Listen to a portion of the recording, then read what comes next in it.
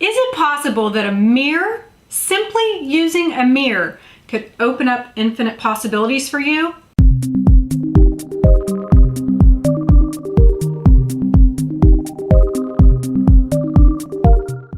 Hey everyone, my name is Amanda Gates. Welcome to the channel, and today what I wanted to share is a Feng Shui quick tip. If you're trying to get a book off the ground, maybe finish up a painting, maybe just start a project and you can't quite get it done, there are actually things that you can do in Feng Shui to help open up and expand that energy. One of the fastest, easiest ways to do that is to use two mirrors. If you are a painter, place those mirrors opposite one another to allow that energy to flow. You'll find that new ideas come to you. You'll be able to choose the right color and the painting will emerge. Perhaps you're trying to get that book launched and maybe you just have writer's block. Placing yourself in between two mirrors once again will allow that energy to flow. You'll find that new ideas pop in your head. Maybe that next chapter comes flowing out of you and the book will emerge without you even realizing it. It won't require any work at all.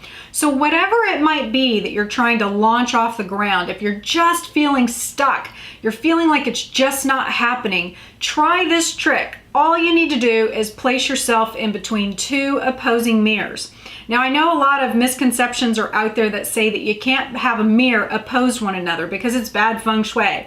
Well, that's incorrect. It's actually a principle called infinity mirrors. And what that does when you put them across from one another is you are expanding energy, right? You're creating infinite possibilities.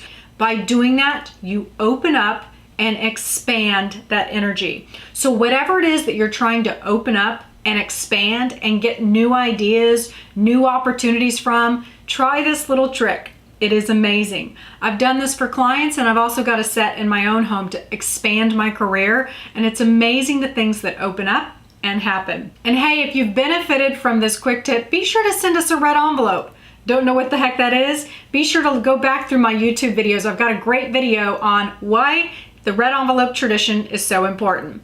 All right, everyone, thank you for joining me today. My name is Amanda Gates. If you'd like to learn more information about Feng Shui, take a look around. I have a ton of videos here on the channel, and you can also check out my podcast, Home Energy Design.